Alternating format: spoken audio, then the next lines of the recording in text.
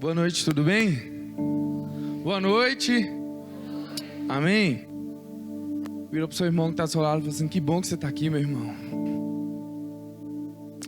Fala com ele: que bom que você veio. Você está no lugar certo.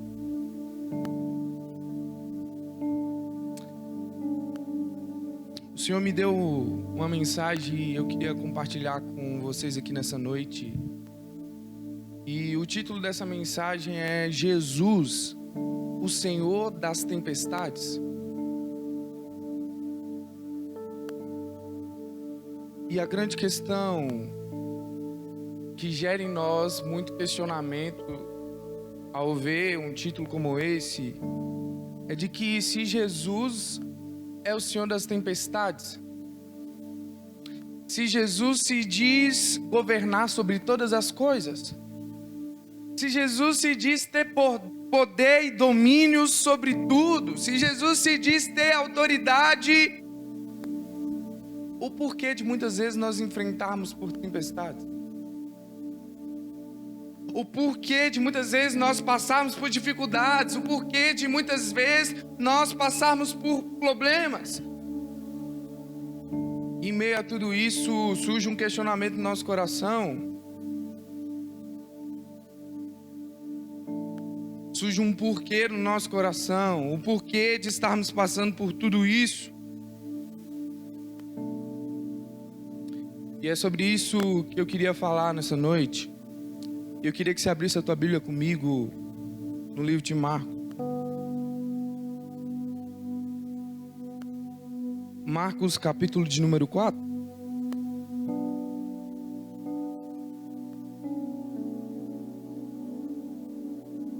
Para quem não sabe, quem escreveu o Evangelho de Marcos foi Marcos. Mas Marcos, ele não fora um discípulo direto de Jesus. Na verdade, Marcos atuava como secretário de Pedro. Então, o livro de Marcos foi escrito segundo a luz e a perspectiva de Pedro e de um relato de algumas testemunhas que tiveram sua vida mudada ao se encontrarem com Jesus. Então, todas as vezes que você lê o livro de Marcos, você vai perceber que sempre tem Pedro aí como personagem. E o livro de Marcos é um livro menor do que os 4 principais evangelhos, porque Marcos insiste em não entrar em alguns detalhes acerca de Jesus. Marcos persiste em mostrar somente a soberania e o governo de Jesus sobre todas as coisas. E o texto, que talvez é um texto muito conhecido por nós, é Marcos capítulo de número 4, a partir do verso 35.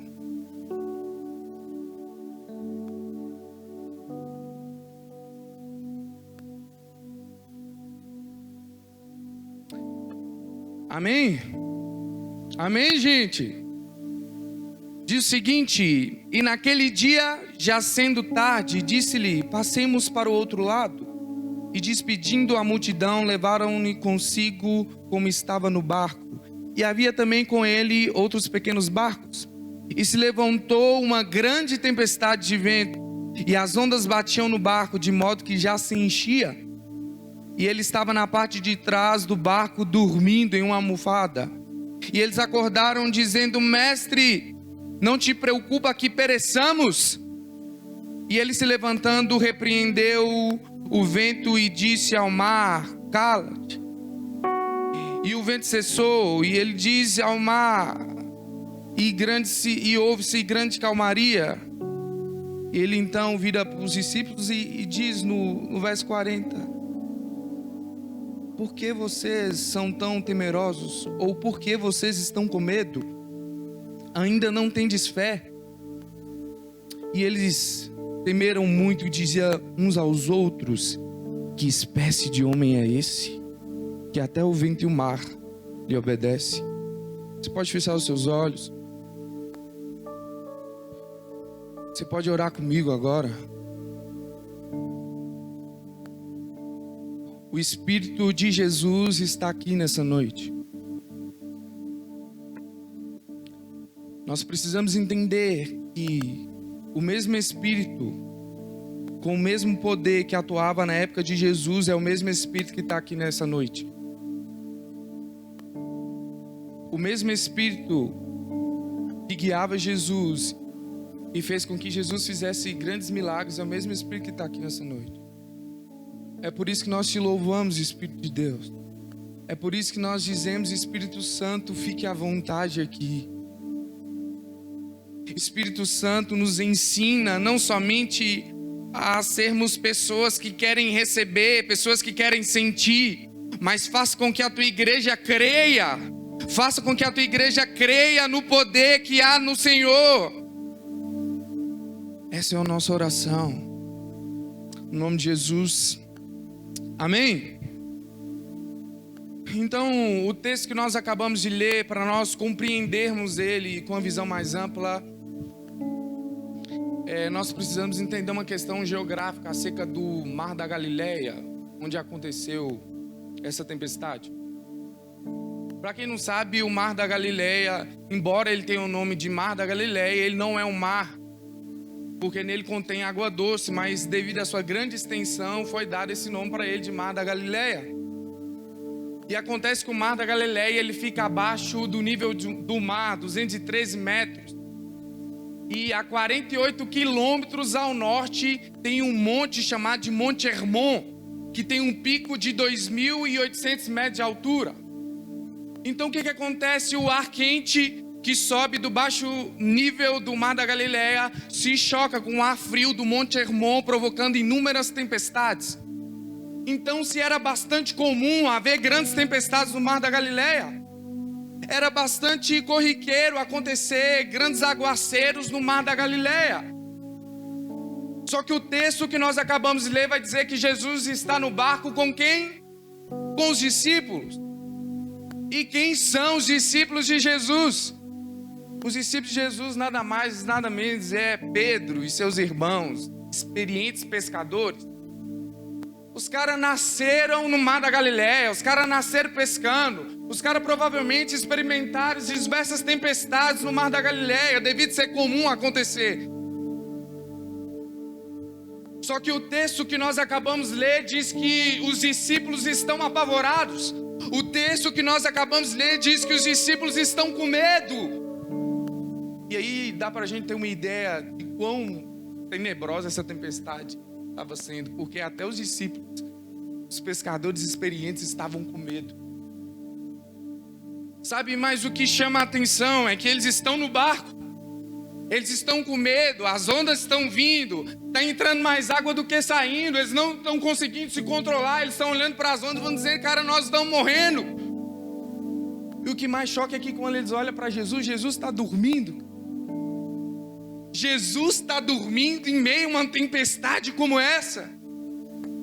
Que sono é esse? Jesus dorme em meio às tribulações, em meio às tempestades. Eles então, apavorados, começam a balançar Jesus, dão um sopapo em Jesus. Eu não sei o que eles fez, mas eles acordaram Jesus. E quando eles acordam Jesus, eles falaram o quê? Mestre, por acaso não se importa que perecemos? Jesus então se levanta. Jesus olha para o vento, diz: cala-te. Jesus então vira para o mar e diz: aquieta-te. Como um pai diz para uma criança desobediente: cala a boca. E como uma criança submissa e obediente, o mar se cessou, o vento se cessou e houve-se calmaria. E essa palavra calmaria, traduzindo no texto original, ela quer dizer: as águas pararam. Literalmente as águas pararam a ponto de eles poderem ver o reflexo do seu rosto na água. Deixa eu te falar, não sei se você já teve oportunidade, ou se você já viu, mas é impossível isso acontecer. Mesmo uma tempestade cessando, o mar ainda continua revolto por alguns minutos. Então era impossível disso acontecer, o mar se calar imediatamente. E isso deixa os discípulos mais apavorados ainda. Por quê? Porque tinham assim uma cultura acerca do mar, de que o mar era incontrolável, de que só Deus poderia governar o mar. Existia uma cultura sobre os pescadores de que só Deus poderia controlar o mar, ninguém, nenhum homem, nem nada poderia controlar o mar. Mas quando eles olham para Jesus e ele vê quem é esse que está controlando o mar, eles olham e falam assim: não tem como, esse é o próprio Deus. Só Deus pode controlar o mar.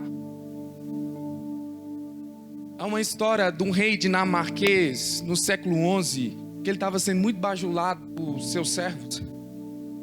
E eles estavam na navegação e eles viraram para os servos dele, falando: cara, vocês estão me bajulando demais. Eles chegaram então diante do mar e falaram assim: por acaso eu posso dizer para esse mar se aquietar, para esse mar se calar e ele cessar? Só Deus, só o próprio Messias é capaz de ter tanto poder. E nota-se que quando Jesus disse essas palavras, Jesus não usa em nome, Jesus não fala em nome de Jesus, Jesus não fala em nome de Deus. Jesus fala simplesmente: aquieta. E Jesus usa uma primícia. E um dia ele encontra um homem da mão mirrada no sábado. Jesus decide curar esse homem. E era isso que os discípulos, era isso que os religiosos não entendiam acerca de Jesus. Jesus então cura a mão daquele homem, o que estava causando falta de descanso na vida daquele homem. Imagina ali aquele homem com a mão mirrada, quantas noites ele não dormiu. Imagina aquele homem ali com a mão atrofiada, quantas noites ali ele perdeu. Quantas vezes ele foi marginalizado pela sociedade. Quantas vezes ele não sofreu descanso. Quantas vezes aquela enfermidade nele era um peso sobre ele, era um fardo sobre ele. Mas ele tem um encontro com Jesus, e quando ele encontra com Jesus, Jesus o cura no sábado, e os religiosos caem matando em cima de Jesus. Como assim Jesus cura no sábado? Jesus estava mostrando para eles que ele era o próprio sábado. Ele era aquele que trazia alívio, descanso na vida de quem estava enfermo. Jesus estava mostrando que ele era o próprio Deus. Ele era o próprio Messias encarnado.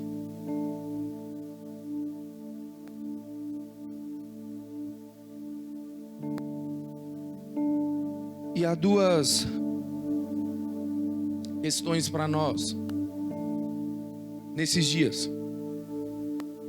Ou nós acreditamos que o mundo é fruto de um Big Bang, ou nós acreditamos que as tempestades e as dificuldades que acontecem conosco são fruto do acaso, ou nós acreditamos que nós estamos sujeitos a passar por pobreza, e tudo que nós fizemos aqui na vida, no final da vida, na verdade, não vai dar em nada. Ou que no final da vida nós vamos virar pó e depois que nós morrer, acabou. Ou nós temos uma outra alternativa. Se Jesus se diz ser quem Ele é, Ele tem todo o poder. Se Jesus se diz ser quem Ele é, Ele tem poder de governar todas as coisas. Se Jesus se diz ser quem Ele é, Ele tem poder para curar as pessoas. Se Jesus se diz quem Ele é, Ele tem poder de nos transformar nessa noite. Se Jesus se diz quem Ele é, Ele tem poder para trazer descanso sobre nós nessa noite. Se Jesus se diz ser quem Ele é, Ele tem poder de mudar a atmosfera deste culto. Ele tem poder de avivar-nos nessa noite. Se Jesus se diz ser quem Ele é, Ele tem poder de encontrar conosco e a nossa vida nunca mais será a mesma. Se Jesus se diz ser quem Ele é, Ele é o Messias. Ele é quem nós esperamos, Ele é quem nós ansiamos. Então, os discípulos estavam no barco com medo.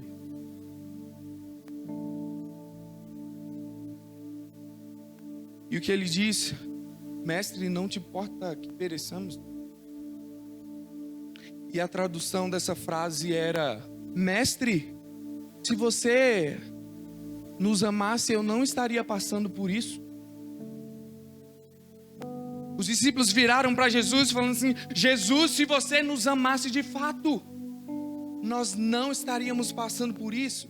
Sabe, quando nós vemos essa cena, nós nos familiarizando com elas. Porque muitas das vezes nós olhamos diante das situações, diante das coisas que nos acontecem, nós falamos: Jesus, se você nos amasse, eu não estaria passando por isso. Sabe, quando acontecem situações, sabe, quando acontecem problemas sobre nós olhamos e questionamos no nosso coração: Jesus, se você nos amasse, nós não estaríamos passando por isso.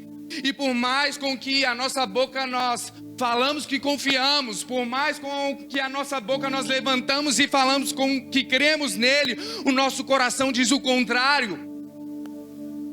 O nosso coração não confia. O nosso coração não está em Cristo. O nosso coração está nas tempestades, o nosso coração está nas coisas que nos acontecem. E por isso que há esses questionamentos entre nós, dentro de nós. Nós questionamos: Jesus, se você me amasse, eu não teria sido abusado. Jesus, se você me amasse, eu não teria sido ferido. Jesus, se você me amasse, eu não teria rejeitado. Eu não teria sido rejeitado. Jesus, se você me amasse, eu não teria sido abandonado. Jesus, se você me amasse, meu marido não tinha me largado. Jesus! Esse é o clamor que há dentro do nosso coração. Essa é a dúvida no nosso coração. Nós o tempo todo questionamos: Jesus, Jesus, cadê você, Jesus? Cadê você quando eu estava sofrendo, Jesus? E o que mais choca, quando os discípulos dizem para Jesus: não te importa que perecemos, é que Jesus não olha para ele e fala: eu sei o que vocês estão sentindo. O que mais choca é porque Jesus não vira para eles e começa a lembrar as feridas deles. Porque Jesus não é esse Deus que lembre feridas. Jesus é o Deus que cura feridas.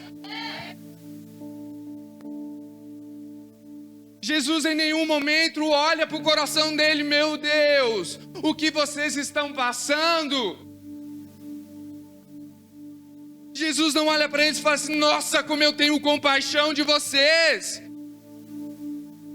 Pelo contrário, Jesus olha para os discípulos, aponta o dedo para eles e pergunta: por que vocês estão com medo?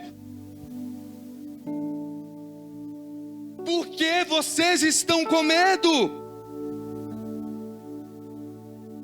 E é lógico que a resposta dos discípulos eram: você não está vendo o que nós estamos passando, Jesus? Você não está vendo que o barco está se afundando e que nós vamos morrer? A resposta dos discípulos é essa.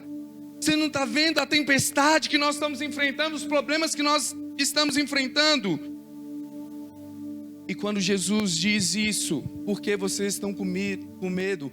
Por trás disso, Jesus queria ensinar algo para os discípulos. Jesus queria ensinar para eles que, primeiro, Ele sim permite às pessoas que Ele ama, Ele sim permite às pessoas que de fato Ele ama passarem por tribulações e dificuldades. Quando Jesus diz essa palavra, Jesus estava querendo ensinar para os discípulos: ei, vocês precisam me conhecer, vocês precisam entender que eu permito sim que coisas ruins aconteçam na sua vida.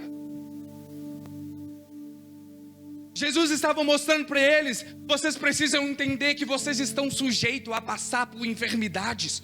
Vocês estão sujeitos a passar por lutas, por dificuldades. Jesus queria ensinar para eles: olha, vocês não estão isentos de sofrer. Pelo contrário, se vocês sofrerem juntamente comigo, vocês também ressuscitarão juntamente comigo. Vamos lá, alguém, cara.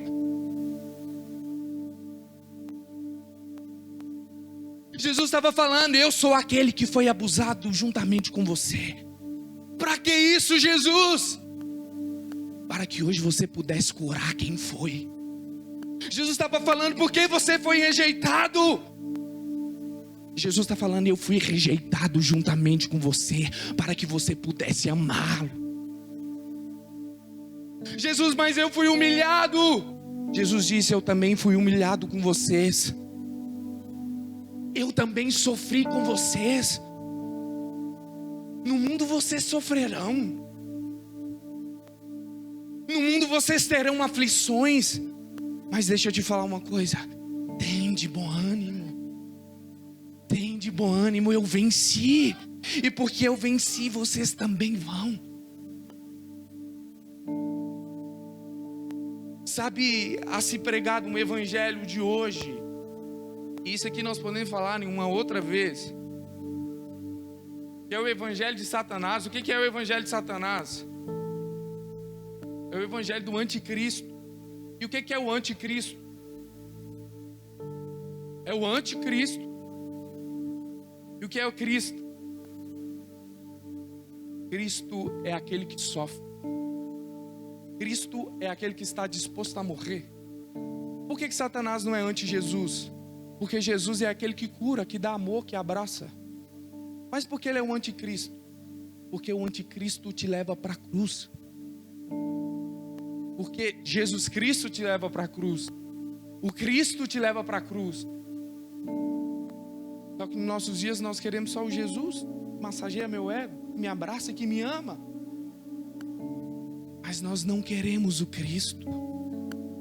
Nós não queremos morrer. Nós não queremos sofrer.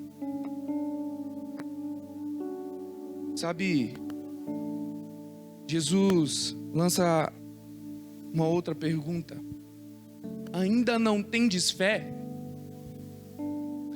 E Jesus queria traduzir isso, e nota-se que Jesus não fala assim: vocês, fé suas são poucas, a fé de vocês são pequena, por isso que você não crê em mim. Jesus não está falando que a fé deles são pequenas. Jesus está falando: vocês ainda não têm fé.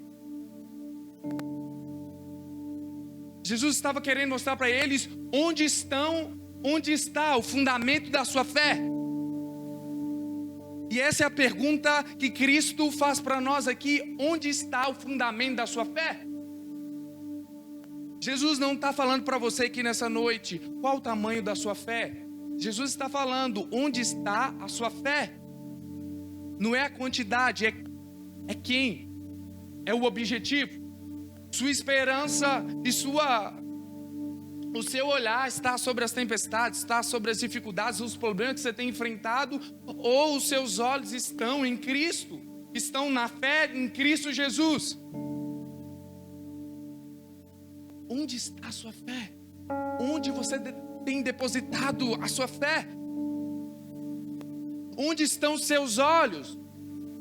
Pedro, nós vemos a história de Pedro em uma outra tempestade, que ele sai do barco e ele começa a andar sobre as águas. E enquanto ele está olhando para Jesus, ele está andando sobre as águas. Mas quando ele começa a olhar para ele, cara, ele fala assim: cara, eu não sou capaz. Ele perde o olhar de fé, e quando ele perde o fundamento da fé, ele começa a se afogar. Aqueles que têm os olhos como de pomba, aqueles que têm os olhos fixos em Jesus, esses sim caminham sobre o sobrenatural de Deus. E o engraçado dessa história, da Bíblia em si, é que a Bíblia é toda conectada. Diga comigo: a Bíblia é toda conectada. Vamos lá mais forte: a Bíblia é toda conectada.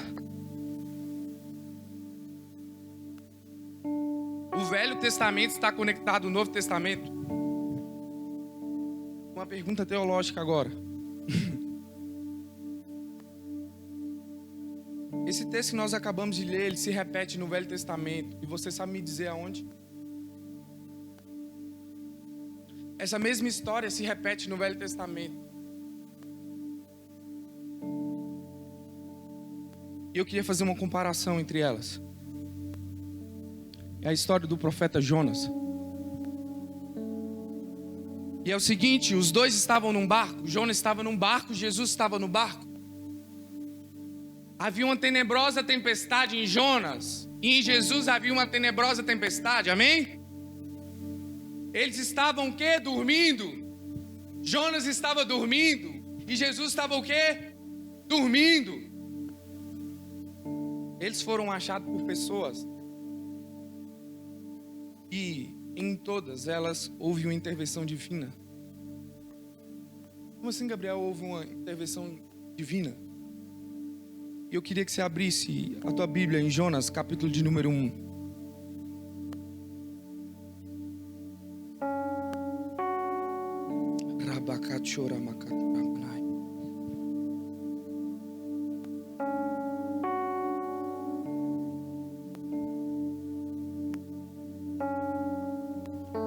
Jonas capítulo de número 1, verso de número 12. Vamos lá, alguém.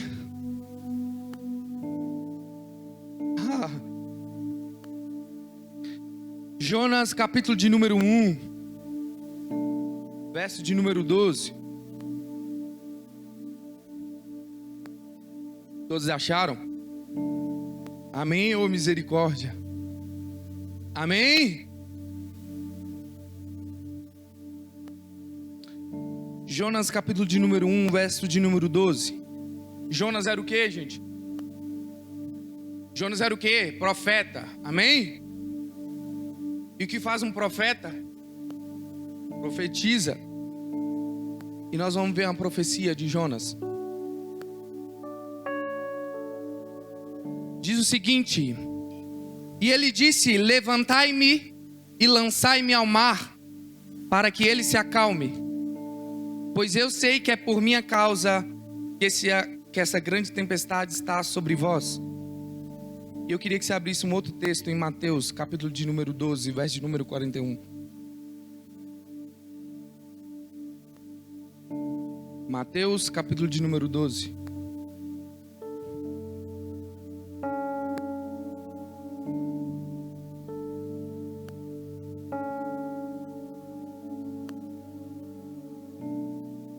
Verso de número 41.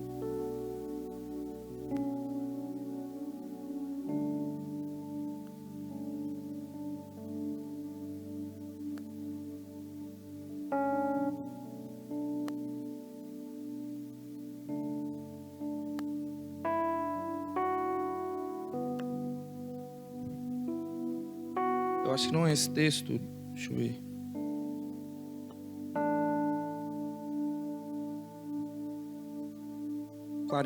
Isso. Diz o que? Alguém pode ler para nós?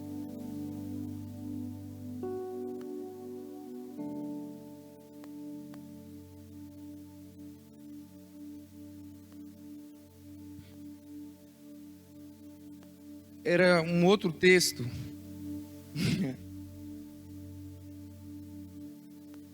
Mas é um texto em que Jesus vira para os discípulos e diz o seguinte: eu sou aquele que é maior do que Jonas.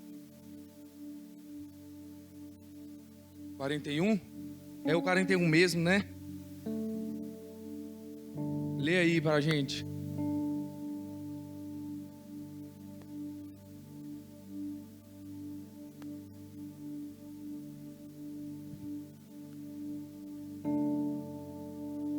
O que Jesus queria dizer com isso? Jesus queria dizer que ele era o próprio Jonas. E é por isso que Jonas profetiza: olha, se vocês me jogarem no mar, se eu perecer, vocês vão viver. Se eu morrer, vocês vão viver.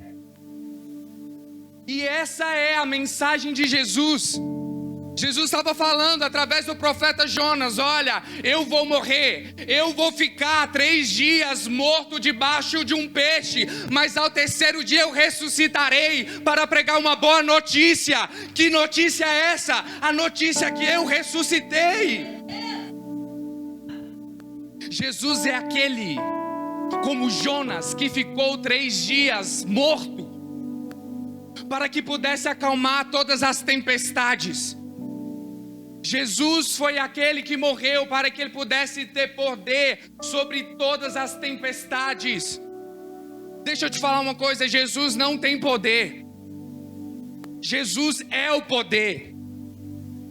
Jesus é a fonte de todo o poder. Quando Jesus morre, ele recebe a fonte de todo o poder. Deixa eu te falar, em Jonas capítulo de número 4, diz que Jonas, por causa da desobediência a Deus, a ira de Deus estava sobre ele, como a ira de Deus estava sobre Jesus quando ele tomou para si todos os pecados. E ele então é lançado ao mar, fica 3 dias na barriga de um peixe, e ao 3º dia ele ressuscita. E ele vai pregar para uma cidade muito perversa, uma cidade que estava condenada pela ira de Deus, uma cidade como você, como seu coração, pecaminosa, uma cidade que estava condenada já, não tinha mais jeito para essa cidade. Mas pela graça de Deus, ele levanta uma boa notícia de que Deus salvaria aquele povo. E deixa eu te falar, Nínive era uma cidade pequena. Para se atravessar Nínive você gasta 20 minutos. Mas a Bíblia vai dizer que Jonas gastou 3 dias. Diga comigo, 3 dias. Por que Jonas gastou 3 dias se leva 20 minutos para atravessar Nínive? Será que Jonas estava andando assim? 3 dias não é o tempo que Jonas percorreu Nínive. 3 dias era a mensagem que salvaria Nínive. E essa é a mensagem de hoje. A mensagem de hoje é essa: 3 dias. Porque ele morreu. Porque ele decidiu se jogar ao mar para que ele se acalme. Ele tem poder de acalmar todas as tempestades. Ele tem poder de acabar com todos os problemas que há dentro de nós. Ele tem poder de sarar todas as feridas que há dentro de nós. Por causa que ele morreu, ele tem poder de salvar a minha vida e a sua vida aqui hoje. Por causa da morte dele, você está aqui nessa noite. E eu queria que você colocasse de pé.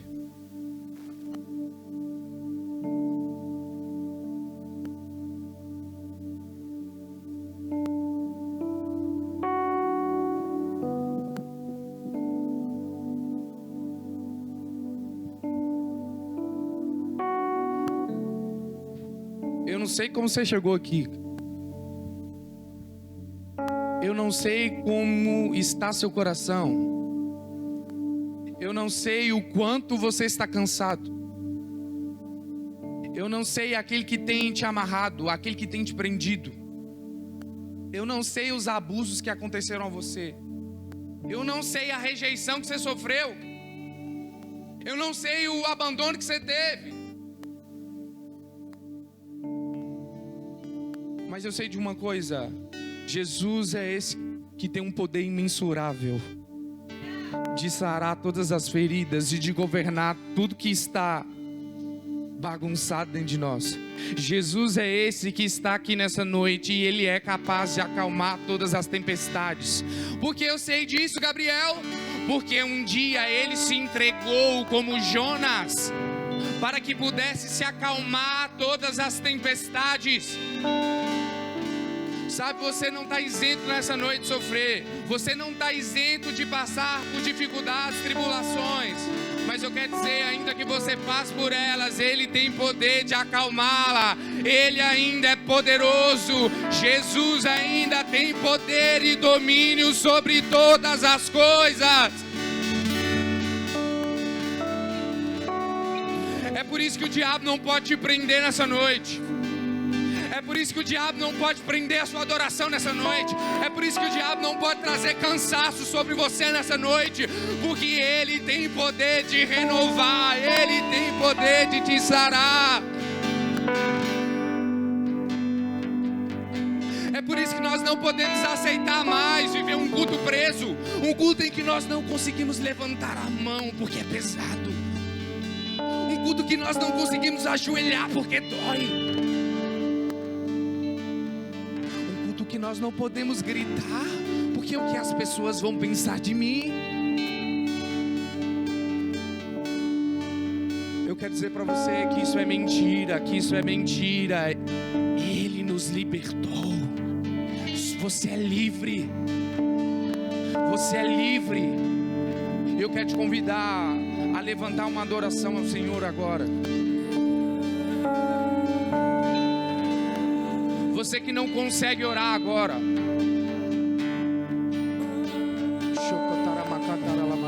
eu vejo muitas pessoas presas e Satanás amarrando muitas gargantas aqui nessa noite. Muitas pessoas vieram e entraram aqui e não conseguem orar. Elas tentam falar, mas não saem.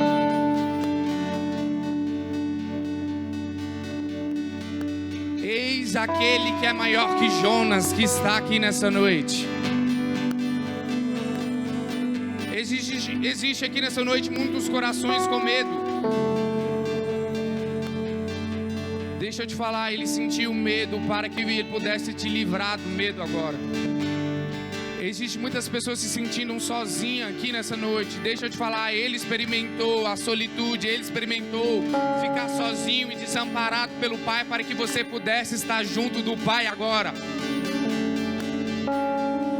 E é por isso que toda mentira agora de que você está sozinho, de que você não é amado, que Jesus não pode curar ainda, que Jesus ainda só curava no Antigo e no Novo Testamento, que Jesus ainda não faz milagres, que Jesus ainda não cura, não transforma, é mentira.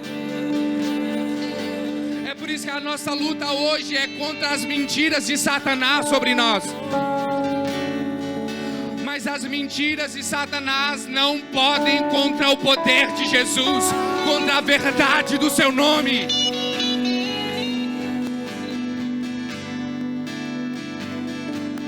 Você pode começar a liberar agora.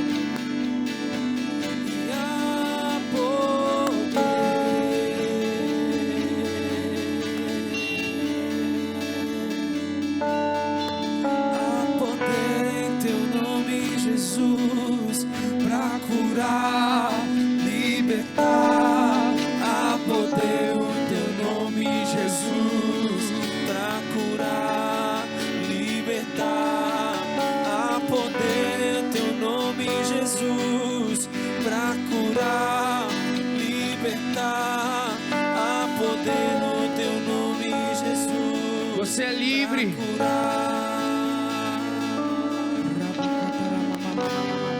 Flua neste lugar, transbordar teu amor que nos envolve.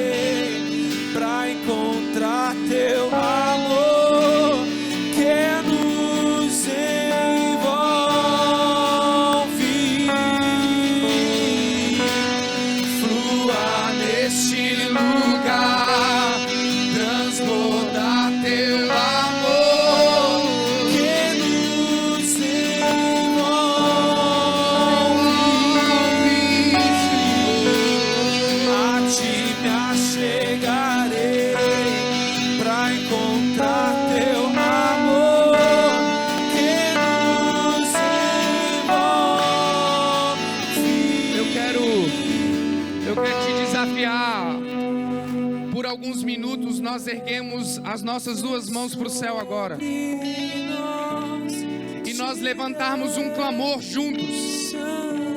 De verdade, eu queria que você não cochichasse, não falasse baixo. Eu queria que você clamasse em alta voz a liberdade no Espírito.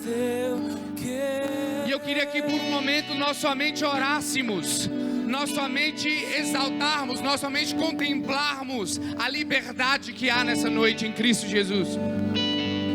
Vamos lá, você pode erguer a sua voz? Vamos lá, vamos lá, vamos lá. As cadeias não podem nos prender. Vamos, eu preciso que seja mais forte. Vamos, dê liberdade ao Espírito. Ribocoma, caterei. Vamos, vamos, vamos, se esforce. As cadeias estão sendo quebradas. As cadeias estão sendo quebradas. Os grilhões estão sendo quebrados. A verdade de Jesus, a verdade de Jesus liberta. Vamos, vamos, vamos, vamos, vamos. Você que ora em línguas, abre a sua boca, vamos.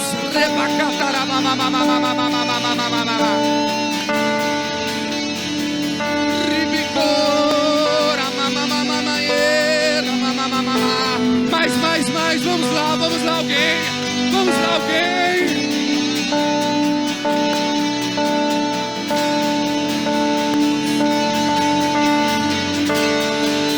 Flua nesse lugar, transbordar teu amor que nos envolve.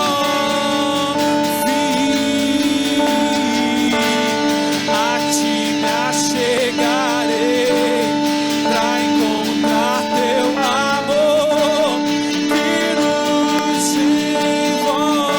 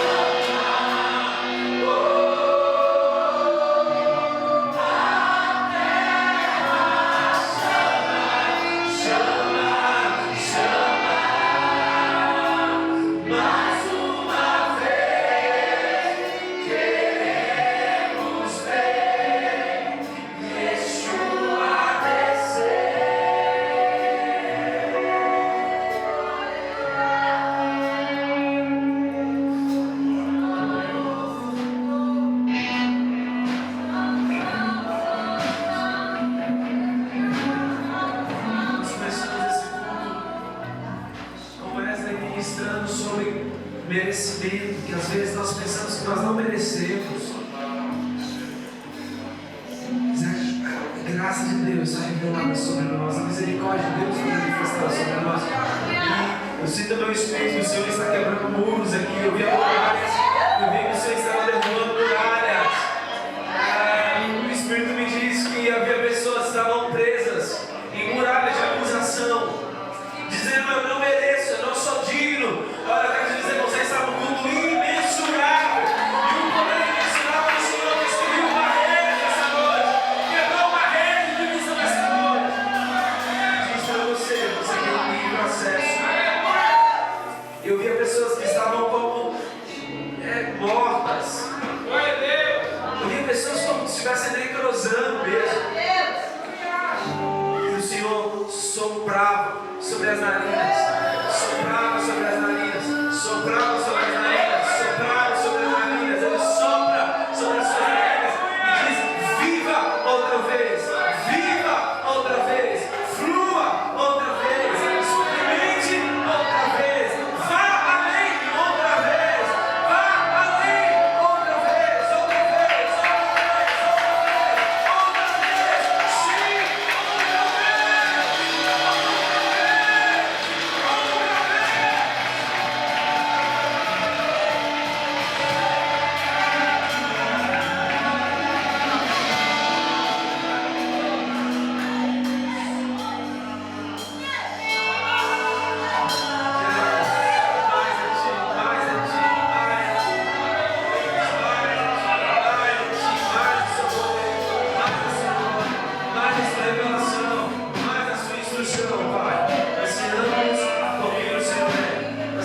pela revelação da sua glória, ansiamos pela manifestação do seu amor, do seu poder, do seu impacto, das suas maravilhas.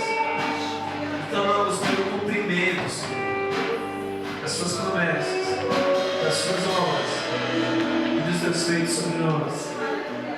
Queremos compreender que o Senhor é o Senhor das nossas tempestades e que o Senhor tem um propósito nelas. Nós passaremos, enfrentaremos e viveremos o melhor do Senhor sobre nós. Em nome de Jesus. Amém e amém. Amém. O Senhor te abençoe. Que a graça do Senhor esteja sobre a sua vida. O amor do Senhor esteja sobre você. As doces comunhões com o Espírito Santo.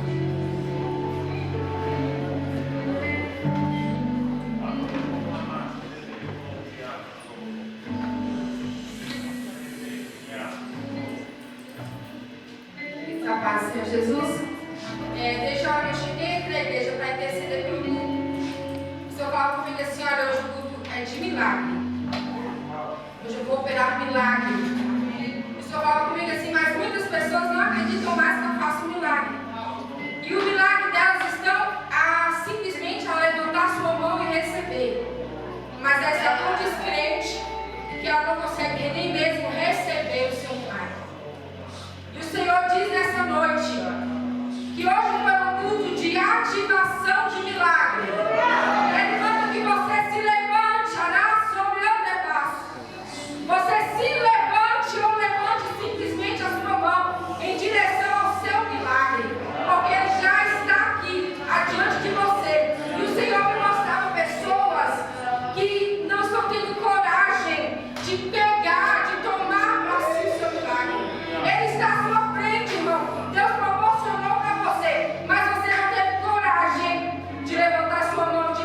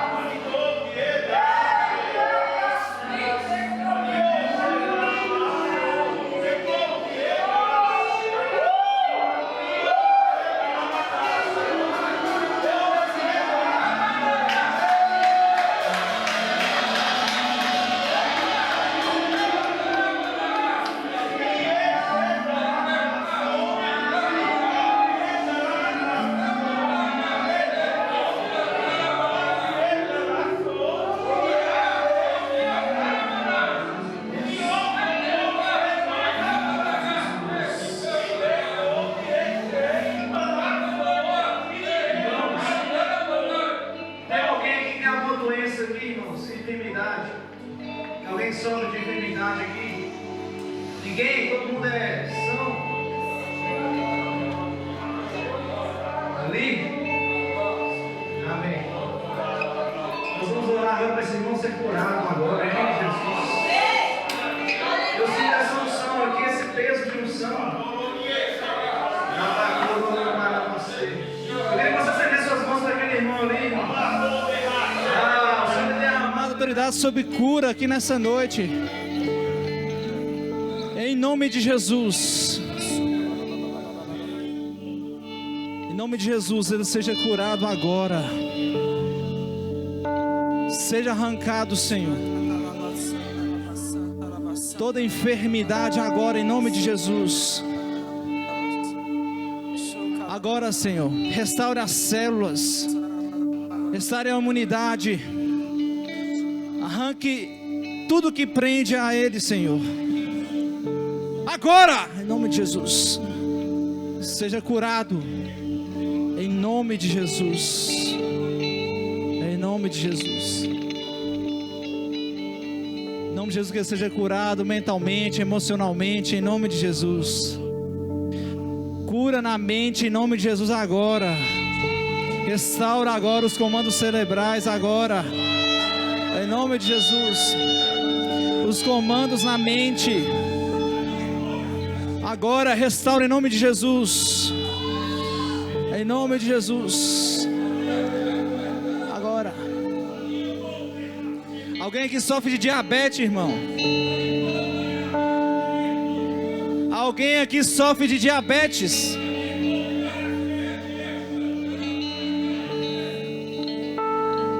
Ninguém. Pressão alta. Amém. Todo mundo está curado. Em nome de Jesus, então.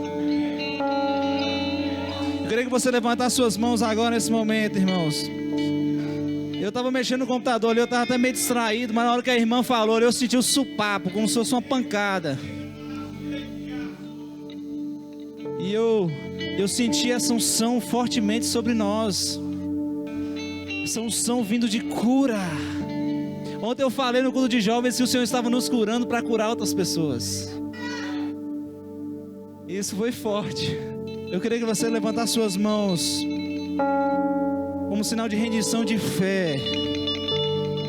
Eu queria que você dissesse: eu recebo em nome de Jesus.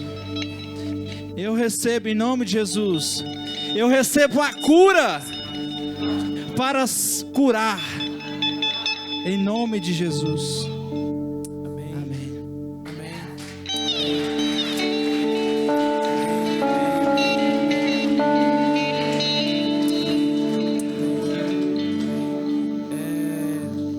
Irmãos, nós vamos.